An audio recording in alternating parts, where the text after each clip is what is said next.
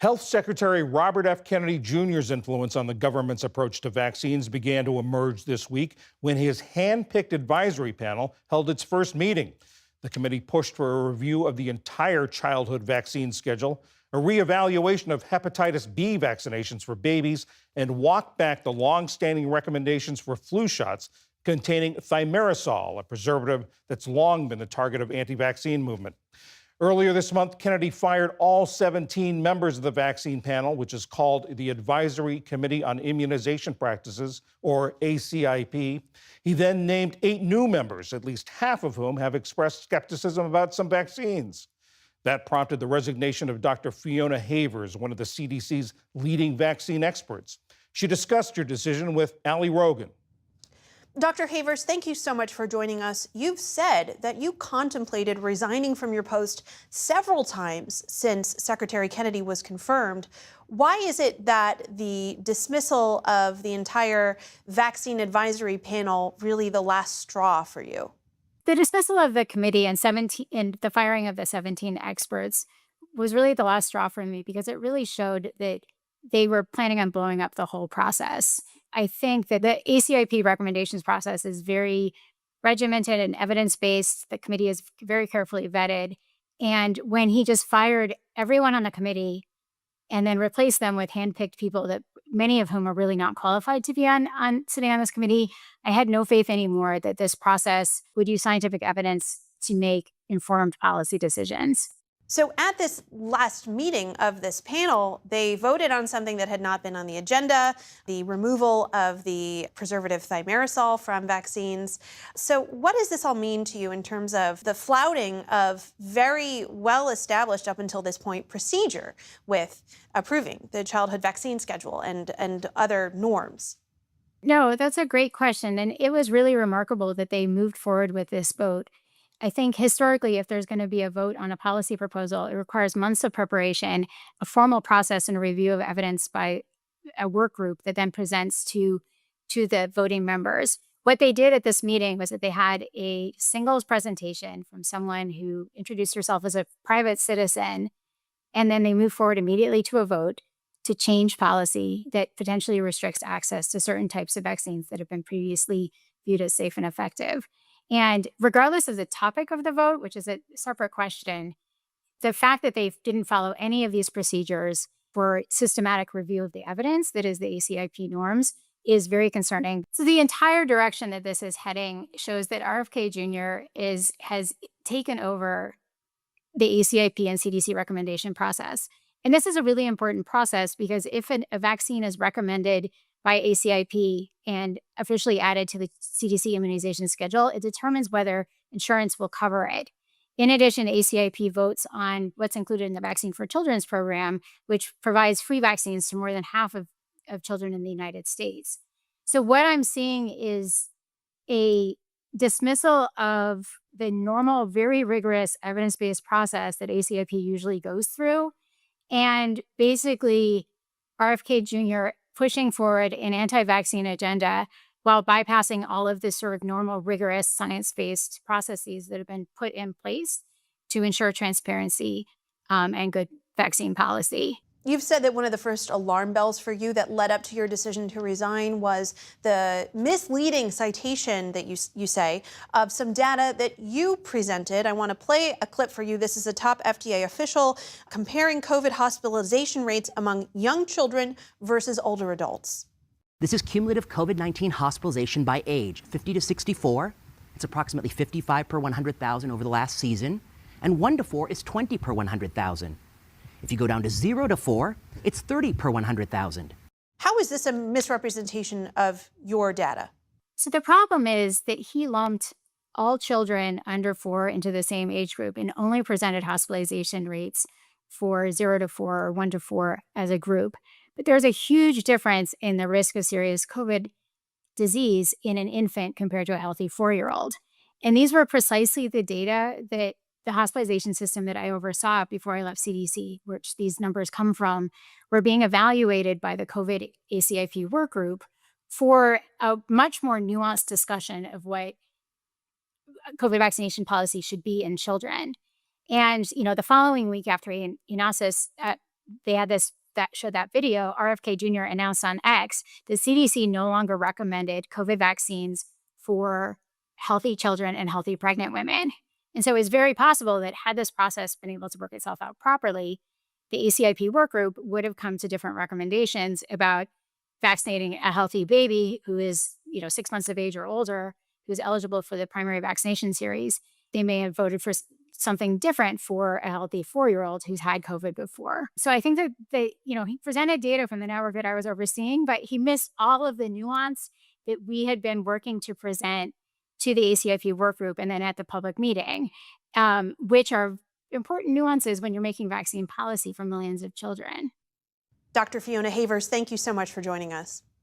Thank you for having me on. In tonight's other news, senators are holding a rare Saturday session as they try to pass the tax and spending cuts bill by President Trump's 4th of July deadline. Overnight, Senate Republican leaders unveiled their version of the bill. While the bulk of the measure remains the same as the House-passed version, key differences remain over how much the federal government will pay to fund Medicaid programs. The Senate also creates a $25 billion fund for rural hospitals to help offset reduced Medicaid compensation. Hundreds of thousands of mourners line the streets of Tehran for the funeral of top military commanders and nuclear scientists killed in the 12-day war with Israel. Their caskets were paraded through the city as mourners cursed Israel and the United States. Notably missing was Iran's supreme leader, Ayatollah Ali Khamenei, who has not been seen in public for weeks. In Gaza, Palestinian officials said overnight Israeli airstrikes killed at least 62 people. The strikes hit sites where displaced people were sheltering, a tent camp in southern Khan Yunis, and a stadium in Gaza City. And in the West, residents searched for bodies and belongings in a blast crater. The attacks came after President Trump said on Friday that a ceasefire agreement could be reached within the next week.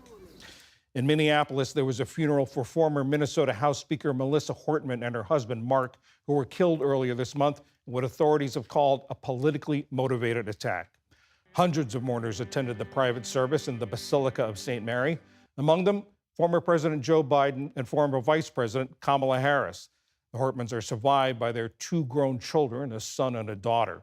The man accused of killing the Hortmans is also charged with wounding State Senator John Hoffman and his wife. Still to come on PBS News Weekend, new technology that's tracking humpback whales across the globe, and the life, career, and achievements of comic Robin Tyler. This is PBS News Weekend from the David M. Rubenstein studio at WETA in Washington, home of the PBS NewsHour, weeknights on PBS. At this week's NATO summit in The Hague, President Trump declared what was, for him, unprecedented support for the alliance. And at the European Union summit, leaders called for support for Ukraine and for diplomacy in the Middle East. In The Hague, Nick Schifrin sat down with Europe's top diplomat to discuss the relationship with President Trump and the path forward with Iran. Kai Collis, thanks very much. Welcome back. Good to be here. Let me begin in the Middle East. You've declared this is the moment for Iran and the national community to return to the negotiating table. But a U.S. official says that the deadlock that existed before Israel's campaign still exists. The U.S. is demanding that Iran not enrich domestically, and Iran is demanding that it does enrich domestically. So what's the way out? Which shows clearly that we need to talk. It is not only the nuclear that is worrying us, also the missile program, also Iran's attacks, cyber and hybrid attacks on European countries, also their support to Russia in the war against Ukraine. So diplomacy is the way. Can U.S. and Israeli military strikes alone end Iran's nuclear program? Well, they certainly set it back, but you can't erase the know-how. We need to have a clear agreement with Iran because everybody agrees, at least in Europe, that Iran should not develop a nuclear weapon. Let's come here to The Hague. To the headline out of this summit, of course, is an agreement by 32 NATO countries to spend 3.5% of their GDP on weapons and 1.5% on defense-related items. That is a unanimous statement coming out of NATO. Does Europe believe that the U.S. will help defend the continent? Well, Article 5 is there, and this is the agreement by all the parties. So we don't see any signs that the U.S. is stepping away from this. I want to recall the only time that Article 5 was used was when America asked other allies to come to help. And the country that I'm from, Estonia, actually had more combat casualties per capita than Americans had. So I hope that this is, of course, also the other way around, that Article 5 applies to all member states, all allies, and so far, America has been saying Article 5 is ironclad. You just used the word hope. Can Europe really make plans based on a hope? I immediately thought that was wrong, so sorry. Sorry about that. No, I'm sure that America is with us, because this is what all the allies have been saying. Article 5 is ironclad. There's also concern about how Donald Trump sees Russia itself, whether the United States and Europe are united seeing Russia as an adversary. President Trump once again said he wanted a deal with Russia. He wanted some kind of normalization with Russia. Can Europe make plans again for its future defense if the United States isn't with it when it comes to its assessment on Russia's threat? It is clear how Russia, Iran, more covertly also China, but North Korea are operating together. And that's why it is, of course, for us also important to see that we put the pressure on Russia so that they would also want peace. I mean, over 100 days ago, Ukraine agreed to unconditional ceasefire. And remember, President Trump was very vocal about this, that, ceasefire, and if you don't have that, then there are going to be consequences. But we haven't seen those consequences. We haven't seen those consequences, but the tools are there. So definitely, I mean, if you compare the reactions and the push for ceasefire in Iran-Israel case, then we would also hope to see the same strength when it comes to Russia. Part of the pressure on Russia, of course, can be economic. The other part is, of course, militarily inside Ukraine. The Biden-era weapons are now beginning to run out, and the Trump administration hasn't given any indication it wants to spend more money to rearm Ukraine. The EU, of course, taking huge steps to try and get more weapons, increase defense spending, increase production. But that takes a while. Is Ukraine vulnerable until then? It is, of course, hard when it comes to weapon systems. We are doing more than we have done before. I mean, this year only we are already, the military support is like 24 billion euros, so there is still room to go. And finally, this week, Finland, Poland, Estonia, Latvia, Lithuania, of course, all NATO and EU members, are planning to leave a landmine treaty to mine their borders with Russia to create a so-called Iron Curtain against Russia and Belarus. What does that say about the threat that Russia poses beyond Ukraine? It says the threat is real, so we really need to do everything to defend ourselves. And of course, all these means, I mean, we have been, all these countries have been part of the Ottawa Convention, but the landmine treaty. Yeah, the landmine treaty. Yeah. But we are in this situation. I think the threat that we see coming from Russia, that's why all these countries agreed to this. It shows that this is serious. Kaja Kallas, thank you very much. Thank you.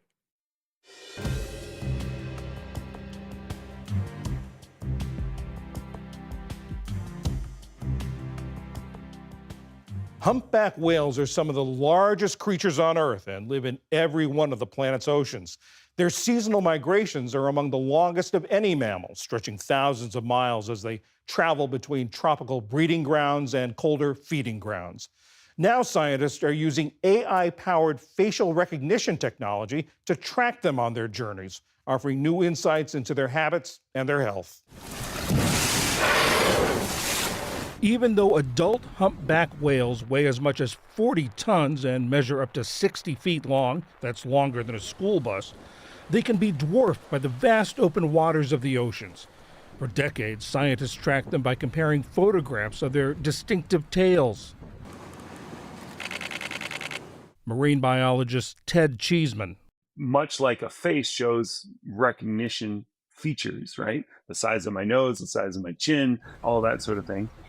Underside of a humpback whale's tail has patterns and shapes and scars that make them individually recognizable. Sifting through the thousands of photographs from a month-long research voyage could take up to a year. So Cheeseman turned to image recognition technology to do the same thing in about 2 days. He built a website called Happy Whale, where photographs can be uploaded and analyzed. To date, scientists and the general public have submitted more than 1 million photos, creating a global catalog of more than 100,000 individual whales. Each new data point provides more insight into the whale's movements. It's hard to grasp the scale of a whale, a creature that can just casually swim from Alaska to Mexico or Hawaii every season just to find a mate and then swim back and not feed the entire time, 3-4 months without eating at all. That's pretty hard to grasp. But this gets us a little closer to being able to see that.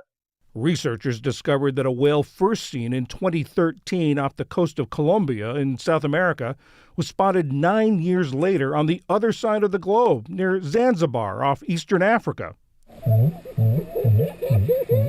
Tourists flock to the waters where whales congregate for a glimpse of these awesome creatures. Sometimes they're just like breathing and we're all like, ah! You know? And they're just like, and we're like, oh my gosh. Cecilia Ruiz runs whale watching expeditions in Cabo San Lucas, Mexico. They are super important for our oceans and they're super important for just the planet health in general. I feel like we are sometimes disconnected with nature, with living our regular lives. She uses Happy Whale to tell her clients the stories of the whales they see. If you tell them like, oh, this specific whale came here, had their baby, and then they saw them in Canada, and then you tell them these stories, and I feel like people engage more with the whales and see them more as individuals other than just an animal that is migrating. She calls it Facebook for whales. I get notifications still like, hey, the whale you saw on January, it's now here, you know? About a third of the images on Happy Whale are contributed by the public. Earlier this year, a tourist on a whale-watching cruise in Hawaii uploaded a photograph of what turned out to be the world's oldest known humpback whale. Called Old Timer, the male was first identified by a scientist in 1972, making him at least 53 years old. Crowdsourcing whale tracking has been a boon for scientists like Ted Cheeseman. We're able to actually see, thanks to the public's involvement, quite a lot more resolution with the science. With it, they can monitor how whales are coping with the threats posed by warming seas, being struck by ships, and entangled in long lines used by commercial fishermen. Scientists use that information to model population growth and even estimate the survival rate of individual whales. Commercial whaling decimated the humpback whale's population in the 19th and 20th centuries. It's recovered thanks to conservation efforts, which can be supported by the data Happy Whale generates. And Cheeseman says the public awareness the website generates is a benefit in itself. We've published a lot of research papers as a result of the data that's flowing through this. And I think that's really meaningful and worthwhile. But I think the publicly engaging side of it, the fact that this brings us closer to a very impressive and rather magical and hard to understand element of the natural world is probably what I'm most proud of.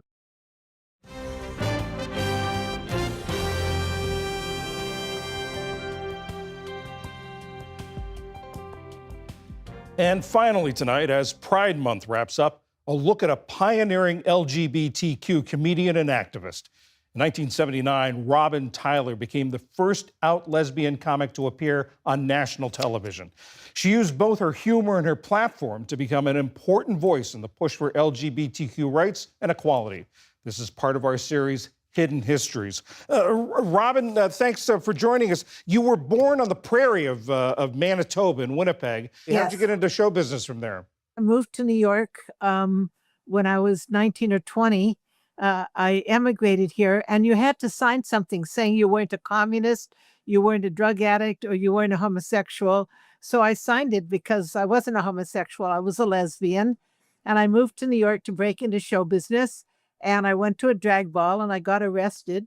They raided it, and I got arrested for female impersonation. So they took me to jail, and all the queens, oh, she's a girl. And the cops, that's what you all call each other. So they finally let me go because a newspaper person came to look at me. And I ended up going to the 82 Club and becoming a female impersonator. And I did Judy Garland. Only in those days, you had to do the real voice. You couldn't lip sync. So, alone together above. So I ended up becoming one of the most famous female impersonators. What was the comedy scene like for an out comedian back then? Well, I started working out at the Comedy Store, and it was very difficult. It wasn't just a matter of being out, but the jokes in the 70s and 80s were all these sexist and misogynist jokes. So I became a comic with my partner, Pat Harrison. We became a comedy team, and we took all of our jokes that men did on women, and we did them on men. And guess what we found out? Men didn't have a sense of humor. So when men do jokes on women, it's called funny. But when women did jokes on men, it was called anti-male. So that's kind of how we started out. Comedy has always reflected the civil rights movement. In the 60s, when the Black civil rights movement was prevalent, we went from Flip Wilson, all of a sudden Richard Pryor started telling the truth, right? In the 70s, women's liberation. So you had great comics like Elaine Boozer and Lotus Weinstock. And then in the 80s, the gay liberation movement came out. The first march in Washington was 1979. And so all of a sudden, gays always did humor, but the humor that was done on us was making us the object rather than the subject of humor. And all of a sudden, we came up and we could do humor. And I did my first comedy album called Always a Bridesmaid, Never a Groom, which is about coming out to my mother. And so, when we started to do jokes that were about us rather than on us, we started getting laughs, but it wasn't easy. How did you make that move from being an entertainer to be an activist? The women's liberation movement came along, and Pat Harrison and I were a comedy team. Women didn't have sports scholarships, so we went on to the field during a Rams Raider football game, and we ran. It was very hard to run on a football field, and we called for more sports scholarships for women, and we got on like the front pages all over. Patty and I were able to use comedy as part of our activism. Even now, when I speak at the marches, I always do humor first, and then I do a speech, and the comedy disarms people. Humor is the razor-sharp edge of the truth. It's pain and anger made funny. So in order to make a joke, you have to believe in it. How would you like to be remembered, as a great comic or a great activist? Well, I don't want to be remembered because I don't want to die. But I guess if I were to describe myself, both go hand. I'm not one without the other. So I guess what I really was the laughing warrior. I don't come from anger. I come from loving freedom, loving equality. Because if you're just angry all the time, all you're going to do is burn yourself out and chase everybody away. That's not how you change hearts and minds. You know what I've always said? I'm very lucky in my life because passion is better than Prozac. Very good. Robin Tyler,